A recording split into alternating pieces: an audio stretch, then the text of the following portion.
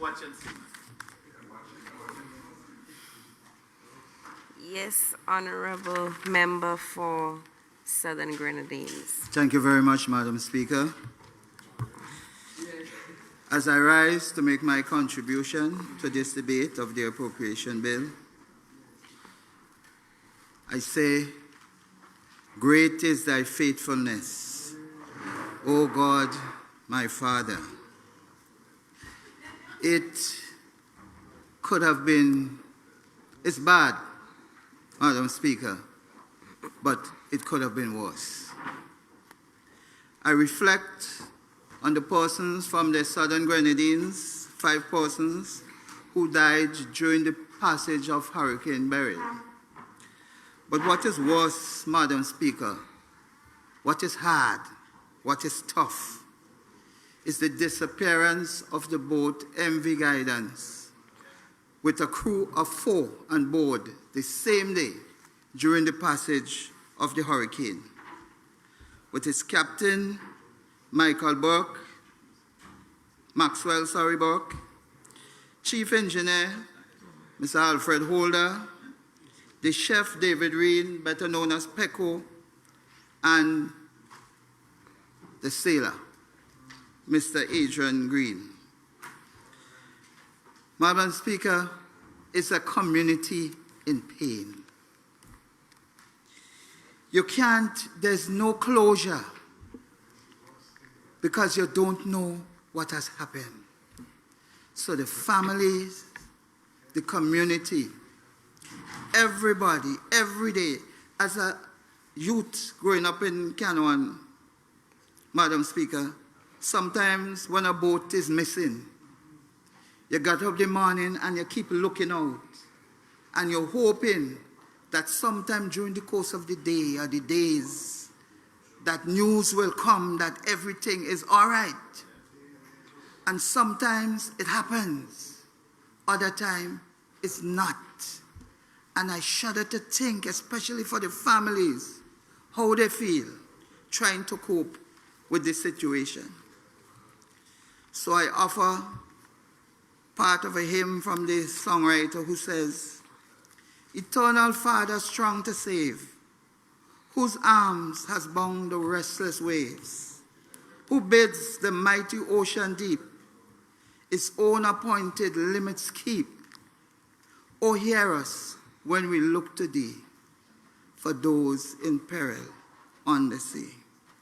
On Saturday, hope continues as we have a candlelight vigil from the home of the captain to the wharf and Canouan. And we're still living in hope, hoping that when we awake one day or during the course of the night, good news. Even 6 months after burial, good news will come. Madam Speaker, I've listened to the debate. Heard it was said by members on the government side.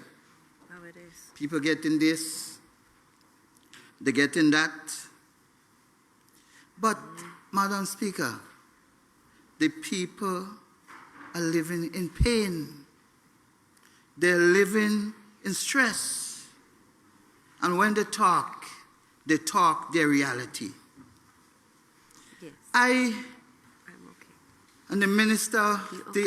the leader of the opposition, okay, and I have spoke on the rebuilding process after burial in the Southern Grenadines of the homes and businesses. We recognize economically for the constituency or for the Southern Grenadines to get back on its feet, businesses must be given that opportunity to rebound. Homeowners,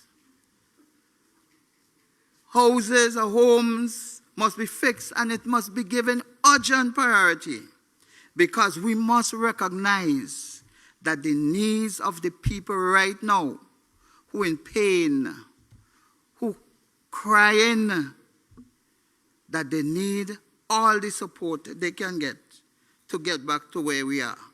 So when I ask the question in this house, Madam Speaker, I didn't ask the question on my behalf. It's what the people have been asking me. So, Kapai, don't jump on me like I'm a pee. I am just asking what the people want to know.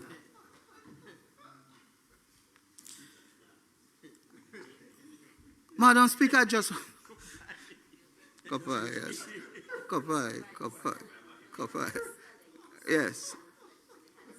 Thank you. Thank you. Not here. Not spellable.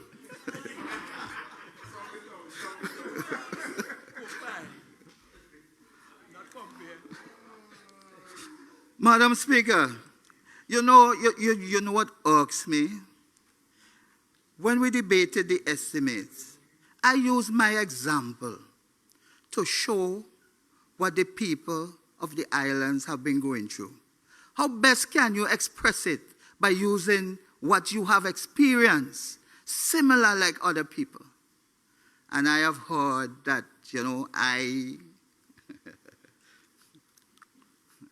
well, let me put it this way. I got calls to say, Ollie, because that's what they normally call me, I heard that your name is all about saying you asked for this. Madam Speaker, I want to clear a point. I have never asked anyone on the government side for any help after the passage of Hurricane Beryl concerning my house. Not one. There are people in the Southern Grenadines and either of the political divide who have said to me, Ollivierre, because of your status, we think that your house should be fixed. And I said to them, no. Let them fix the houses of the poor and the vulnerable, and I will be satisfied with that.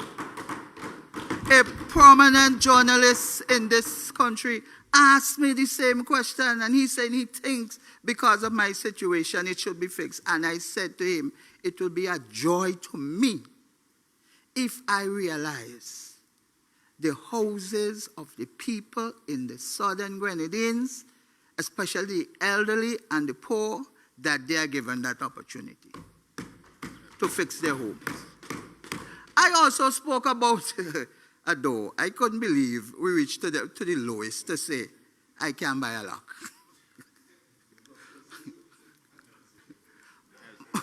Madam Speaker, the door to the only room, as I said before, the door couldn't close because of the elements, the water, the wind, the rain. It couldn't close. You couldn't push it in. There's a lock on the door. And I think I said what I had to do, even at nights, to protect myself from the rain and the other elements of the wind. And so I had to push the door, a chair, under the bottom of the lock to keep it inside.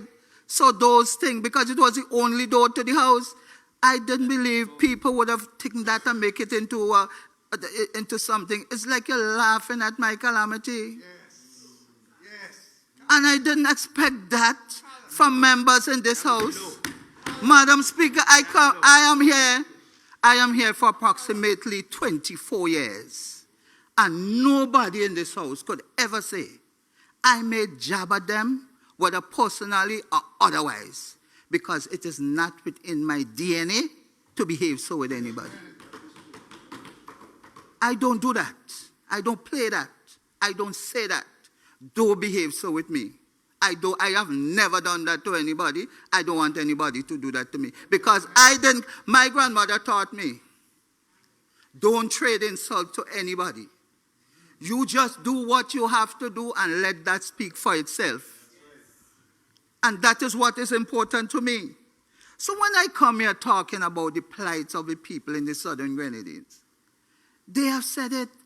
A journalist went to Union Island 6 months after, and it's the people who said what they want to say.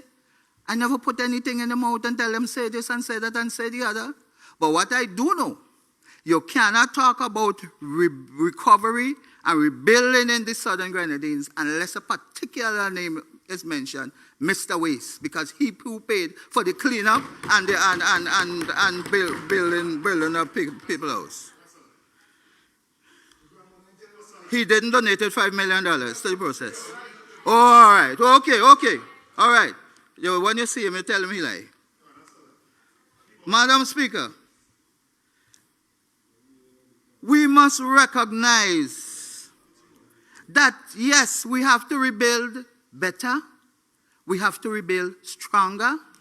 And it is for us as parliamentarians, as people who represent the people, to work together on these issues.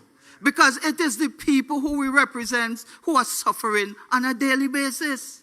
And you can't go and tell them when they speak the truth that they lie, or they mustn't say this, or they mustn't say that. You don't know what they're experiencing. So if they say that to me, I have to listen to what they say. Right. There are people who houses at level 3 and 4, and they said to me they went in, but they have had no answers concerning their rebuilding process or what it is. Because, Madam Speaker, some people lost everything. The board houses, about 99% of the board houses in the southern Grenadines went. There were structures on the ground. Such was the veracity of Hurricane Beryl. And we must recognize that when people talk, they are talking the truth. And we must give them that opportunity, because it is only through what they say and what they experience that we will recognize what they are going through and put the right measures in place to help them to get back to where they were, if we could use such a word. Madam Speaker, we have had help from other people. The generosity of the people, the French, the people, all people in private homes in Canada, all about who giving out fridge, stoves, and all this thing to help people.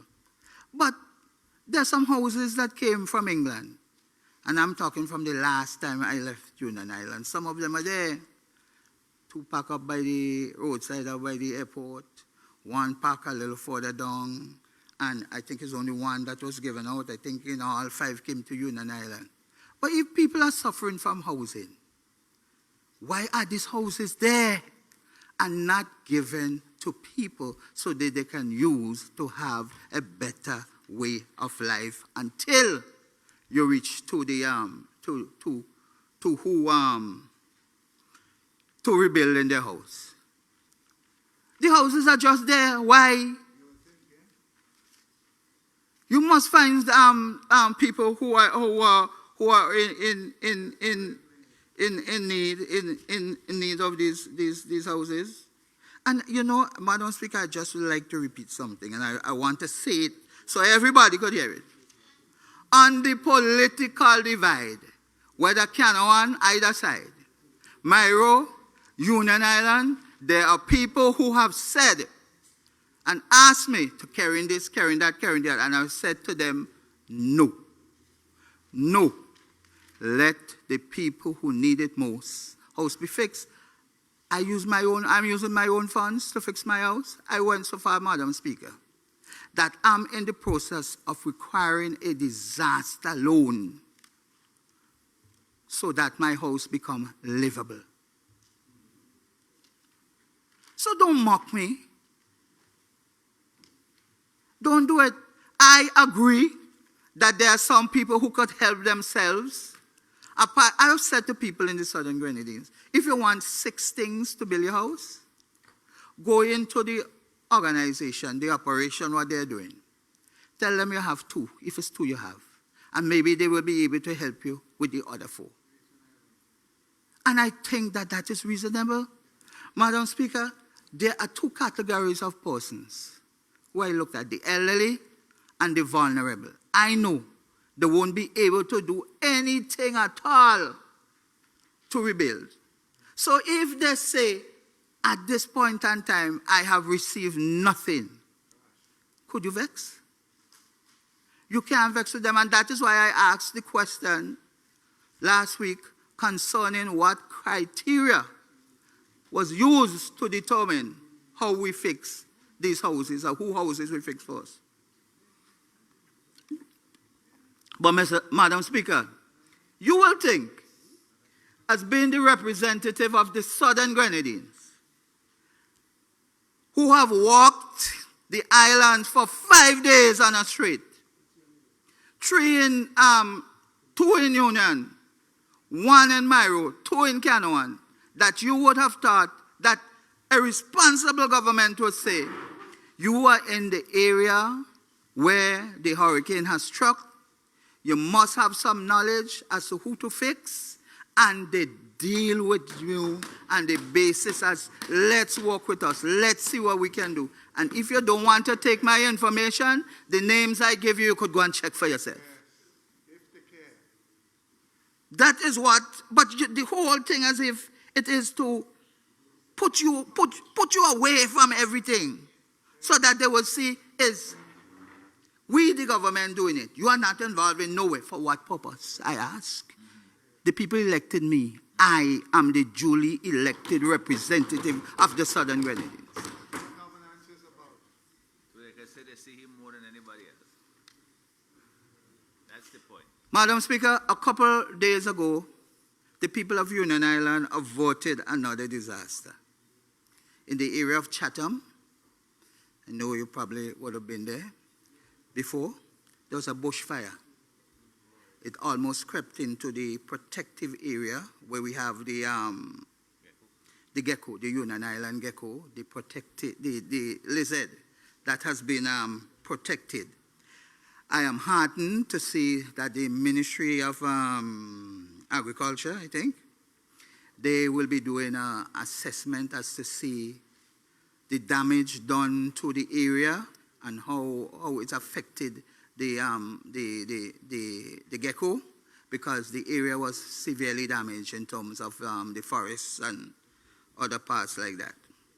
Additionally, Madam Speaker, 6 months after burial, I see the UK Foreign, Commonwealth and Development Office also issued a travel advisory to their citizens traveling to St. Vincent and the Grenadines. And this is some of the things that they said, or one of the things that they said, that there's a continuing challenges faced by the islands 6 months after burial. They recognize the challenges there. So in terms of accommodation and airport use, they're telling the people to check before you book and commit yourself. Because, Madam Speaker, I pointed out before, during the debate of the estimate, that the Union Island Airport, the fence has been damaged. Although attempts were made to fix it, it's not fixed properly as yet. So just before a flight, animals all over the field, the fire brigade horns blowing hard, and cattle running up and down, and they're trying to run to chase them out before the flight came in. Similarly, since the passage of Hurricane Beryl, there has been no night flights out of Canoan, because they have night landing, because the fence is also damaged, and they don't want to take the chance during the night to have night landing. You never know what could happen. So when you speak your truth, or when you speak the truth, it's for us to take the truth and to walk towards the development and the safety of the people. Because, Madam Speaker, we know the Grenadines, the islands of the Grenadines, the Southern Grenadines, so it's prime for tourism development. There are people who come in to see. They want to see. Some people come in to help. They want to help. They want to know if they could get accommodation, if they can get flights, and so. So it's for us to walk, to make sure that the people of the Southern Grenadines, their lives return to normal as often as possible. I mean, we have great tourism products in the islands. From one island to the next, people will tell you of the beauty. I mean, one day I'm standing at the square in Union Island, and I am looking out for the boat, the ferry boat coming in to see if it's coming. And there are about 6, I think there's 6 of them tourists, and they're looking out. And they say, my God, what a beautiful view. Now, I was looking for the boat. They saw something else. They saw the view of the place. They loved the place, Madam Speaker. As I said the leader of the opposition and I spoke about the rebuilding process, especially for the business people. You imagine, people are coming. Yacht is anchored. I have the same contractor who's working by me one day. He called night. He called, because they have to stay there. He said, Ollie, come. I thought it was something. He said, look out there. Look at the amount of yachts in the harbor. I said, you haven't seen anything as yet. But Madam Speaker, my point is, imagine that they are coming. And the small business operators, nothing. Still not back up. We need to help them so that the economy of the Southern Grenadines could get back afoot. I go to my next point, Madam Speaker. The Minister of Finance, 2023, he has said it is a road budget. But the roads escape the Southern Grenadines. One road in the Southern Grenadines. That is a road that was completed by NRRP. I have the meaning of that somewhere, but you know what it is, Madam Speaker. From the main road to the Coast Guard base, right? And they had to fix that road because of the poor condition of the wharf. Because sometimes you use the Coast Guard vessel, the small Coast Guard vessel, when people get sick, and you have difficulty in getting them from the wharf to the boat. So at times, you have to drive up that area and to the Coast Guard base so that people can get onto the boat to get to St. Vincent as quickly as possible for medical help. But that is the only road. We listed a number of roads from Cecilia, this to that. Miss Dolly, well, she can't hear me calling she name again. She done dead and gone. She waiting for the road to fix from Friendship to this. We went to Myro. We talked about from Mount Road to here. We list all the roads. I have them here. I could list them for you. But Madam, Union Island, the same thing. And we were promised in 2023, when the question was asked, Madam Speaker, on Tuesday, 24th of March, 2023. And we were promised that within the second quarter that these roads will be fixed. We are now in 2025. And they won't even touch. So who lying me? They took pains. When I say from Island Paradise to Gloria Nichols, you say no. It's from Jet to Monroe. But Monroe is living right across there from Gloria. So you change up all the things to make me look, right, like I know. But I given you the names, that's how I know. But the roads are still there in worse conditions now. Union Island, the same thing. The Murray Village Road, and I can name the road from the Gospel Hall Church in Ashton to the quarry and everything. No roads were done. And we have to traverse on these roads every day. Some of them are worse than ever. Okay? You could imagine even now, in case of emergency, you have to travel on some of these roads to get to where you're going. The day when one of the persons from Union who died because of Hurricane Beryl, I went to the health center to try to get a tetanus injection for a nail choke. Okay? And they are working feverishly on him, trying to get the road clear, trying to get them out, trying to do what they can to save a life. Eventually, he died, must be a couple minutes before he reached to the Argyle International Airport. This is the reality of the people in the Grenadines. And I have to move quickly because I know the time is going quickly. The people of Myro their livelihood is dependent mainly on the yachting industry. We have heard that because of Beryl, the amount of yachts that comes in are on the decline. But Madam Speaker, the business operators in Myro have a problem, even before burial. It is exacerbated now because of what is going on. When the yachties go there, when the money done, that's it. You have no sort of financial business or what's going on the island. So when the money done, they move on to another place where they can get the financial services that they need. And I am asking for banking operations as soon as possible to be taken to Myro, even if it's at least 3 days per week. And we have to put in an ATM machine so to give the people some relief. Because when you go to Union Island, sometimes it takes you the whole day. It's a whole day of your business gone. Time you return, the people move on to somewhere else. And this is the point I'm making. We must take care of our people if we want the Southern Grenadines to rebound quickly. We must be able to do something to help our people. Madam Speaker, port development. Well, for me, I don't know that after 20 plus years, I still will be dealing with port development in the Southern Grenadines, especially Canouan. The wharf in Canouan is I would say, well, right now is like a nightmare. The fast ferry goes to the one that is temporary, not temporary, permanent one, but they were advising people before not to use it. There's no other wharf to use. The old one. It cannot dock up properly.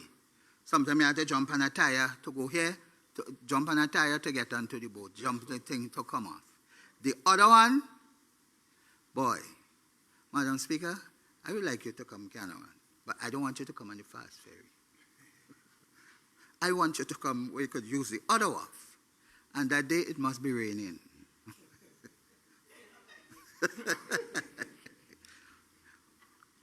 And if it falls hard enough, well, don't wear your pretty shoe. Okay? It's muddy. If the puddles settle there, you know what it is. Or you could come during the dry season, when it's real dry, and it's dusty, and the wind blowing, and you're going to know what it is, and you have to cover up your face and do all of that if the wind blows and take up a piece of dust. Former Minister, Honourable Julian Francis, had promised me that, okay, Ollivierre, I will pave it. We're still waiting for it to be paved. But you know that wharf is temporary. Was supposed to be temporary. It's close to 20-something years now. So I have to ask, how long is temporary? Like temporary has a new meaning. How long is temporary? Are we talking about, in the estimates, there is provision for the development of the Ashton and Clifton waterfront with projections for 2025 and 2026. Madam Speaker, and I'm questioning if Canouan is like that with the temporary and the old one, how soon will we get to fix up Clifton and Ashton? Because, you know, Madam Speaker, if the Express and Gemster is there, one reaching before the other one has to wait outside, keep lingering. So whether it takes the other one an hour, 2 or 3 hours to offload, you better wait out there until with passengers and whenever before you go shore. There's need for some sort of development in order to help the people of the Southern Grenadines. The other thing is we have the fast ferry, Madam Speaker, that goes down 5 days per week from mainland St. Vincent to Union and return in the evening. The people of the Southern Grenadines are asking if at least 1 day per week the fast ferry could leave from down the Southern Grenadines, come back up and go back down in the evening. People want to do the business, they want to see the doctors and all of that. You know, even there was a private doctor in Canouan, whole operation and everything. After burial, they have since moved out. So people have to come on the mainland for medical services, and they would like that, even if it has least, is 1 day per week. Otherwise, they have to overnight. Yes. Madam Speaker,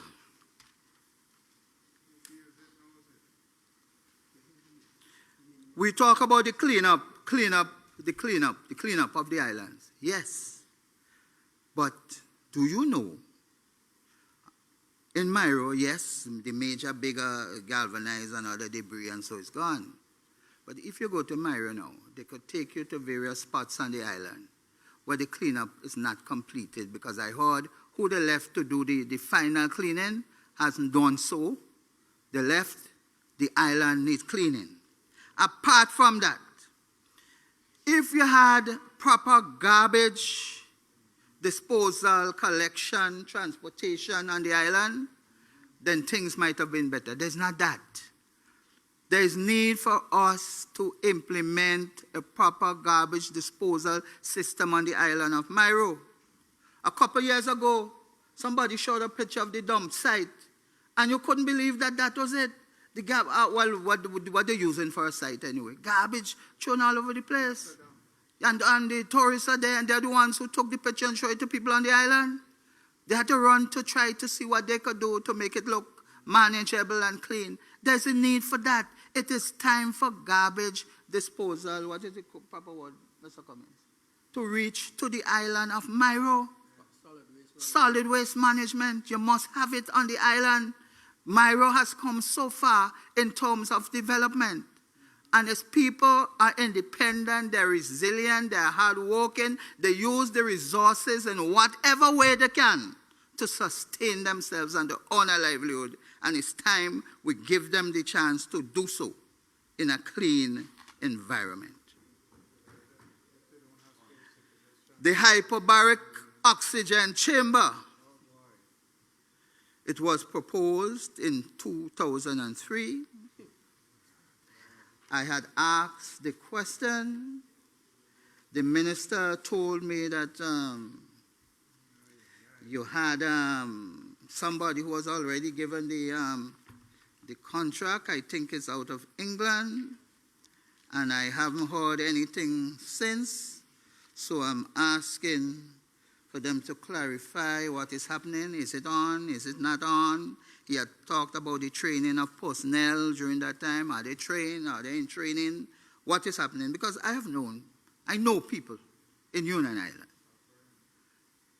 and Canaan who are suffering from the bends or bubble or whatever you call it. Because even now, the divers of conch and other things, fish and so, they went ahead. Some of them told me they took loans in order to fix the boat and buy engine, because they cannot sit down and wait.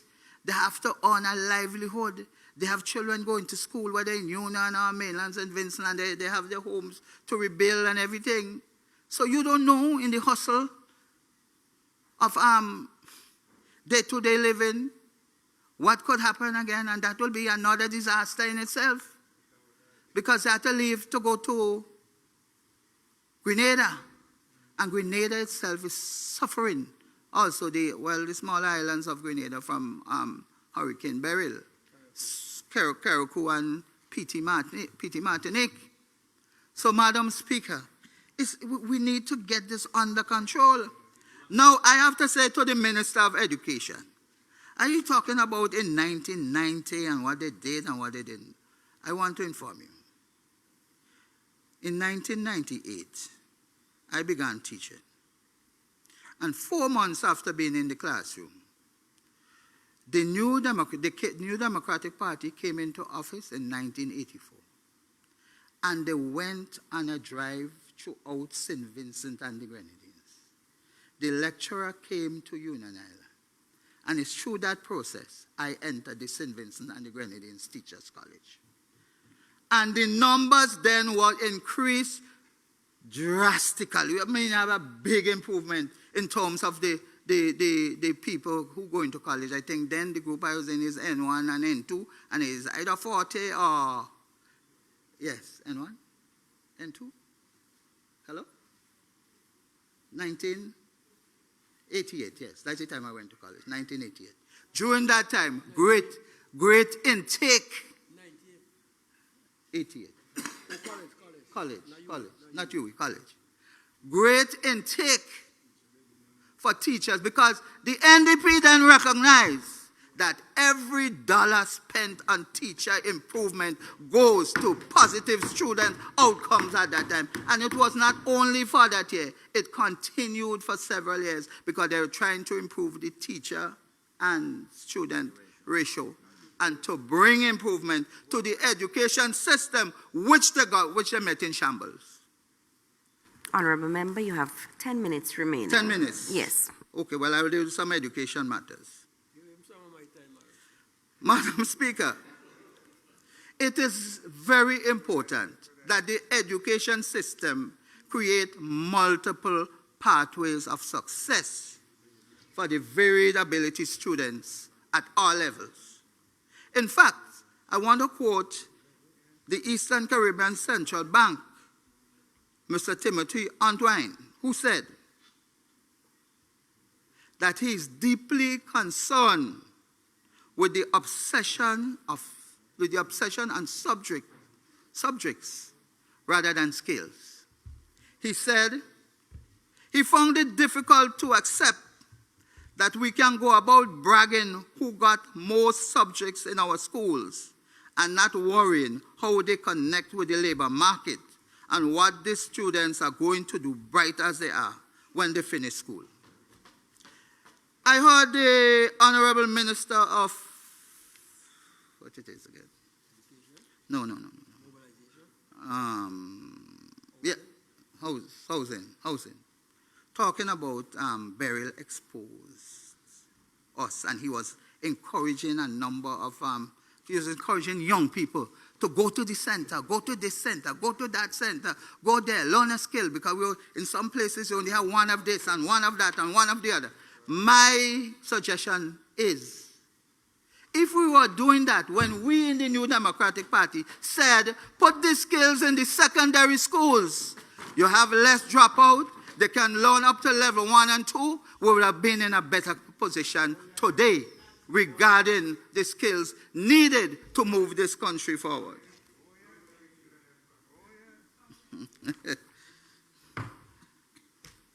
Madam Speaker, the Minister of Finance has a project which she said is to offer further training in mathematics after school and so on. I have always said, in the words of Jimmy Cliff, you got to use what you have. You got to use what you got to get what you need. In our education system, we have a cadre of persons who have been trained in the teaching of mathematics.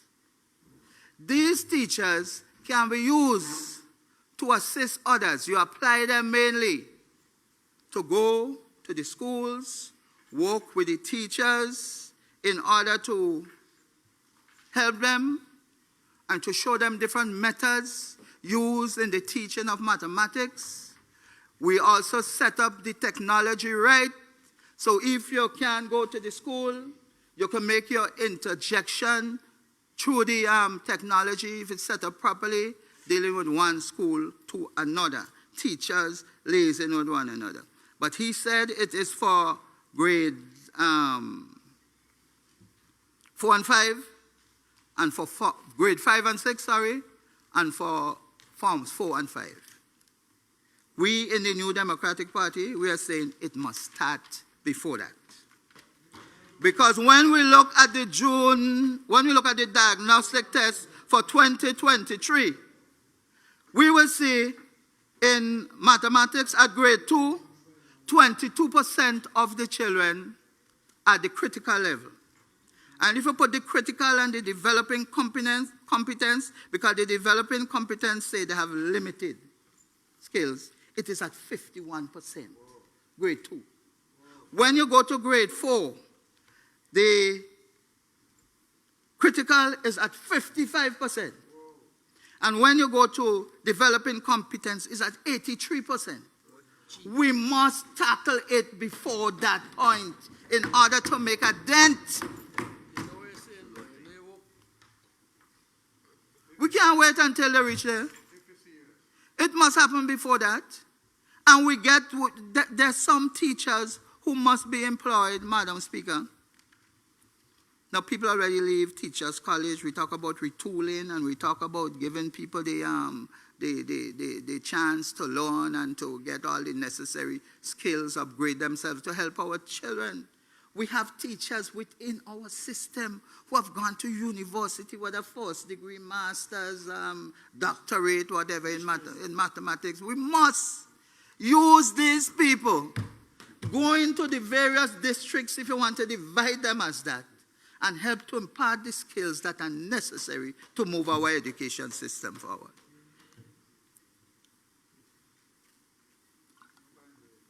Madam Speaker, the finance minister also spoke about, I believe it's page 45 of the budget, 45. I skipped a number of the quotation for time. Madam Speaker, he says, any government that is serious about long-term sustainable development must invest in youth. I will stop there.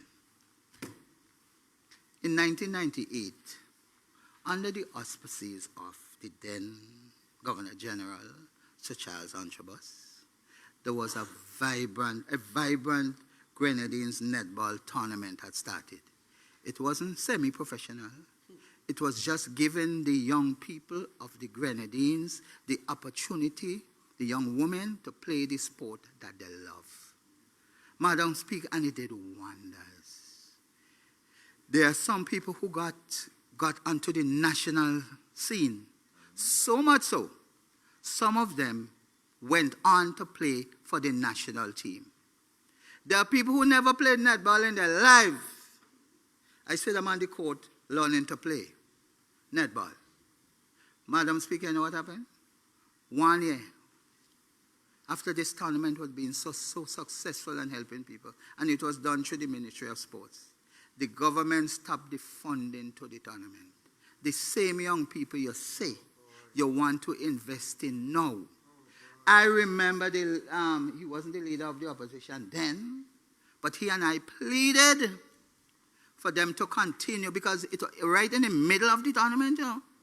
Gemster, who did the transportation of the teams, we had to be begging for you to pay Gemster, and the tournament was stopped. So you want to talk now, you're investing in youths? They weren't young then? Weren't they young then? You had such great relationship with Keraku. Also then, that the games also went down to Keraku. They had, Madam Speaker, when I look at people like the Gordon sisters, Chanel, Tittle from Union Island, Nicolette Snag from Canawan, and all these people on the national scene playing netball at the highest level, it made you proud.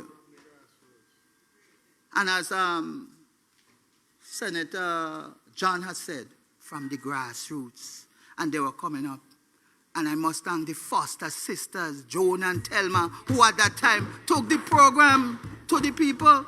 So much so, Madam Speaker, at that time, not many people would have gone to Myro, but Joan and Thelma went there, spent overnight in order to impart the skills to the young people. And it's not only those who are out of school who played, you know, they also got the schools involved. The schools were competing against each other. The school in Beckway, secondary school in Beckway, and the secondary school in Union Island. Bringing such possibilities to the young people for them to enhance their talent and their skills. And that was what was essential in order to help the young people. Even up to today, when I go to Canada or Oli, when we bring them back the netball tournament. Well, I hope now, I heard they have, what do you think? Is it gift? Gift. True gift. The Grenadines netball tournament and the Grenadines basketball tournament could come back. For years, Union Island used to call it the Mecca of basketball. When any team going away to represent St. Vincent and the Grenadines, most of the players came from Union Island. It's a shadow of itself now. Madam Speaker, today I speak the truth. Spoke the truth, not on behalf of myself, but on behalf of the people on the southern Grenadines. And I'm begging and asking this government, you can do better. Let's get it done and fix the southern Grenadines. Thank you. For the debate, I recognize the Honourable Senator Bob. I do. Not so fleet of foot tonight. Yes. But what I would like to do, if I can invite the Deputy Speaker to take the chair, please.